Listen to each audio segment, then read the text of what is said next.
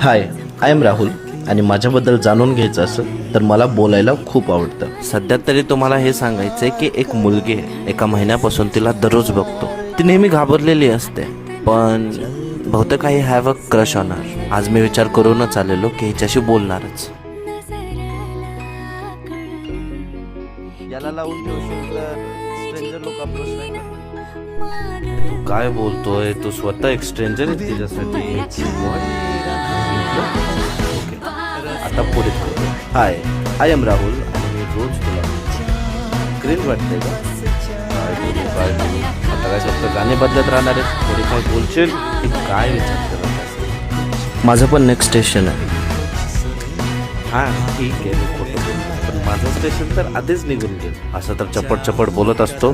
ज्या दिवशी बोलायचं त्या दिवशी बोललाच नाही, दुसऱ्या गेटने एक्झिट करायचं. खोटं तर किती मस्त बोलला.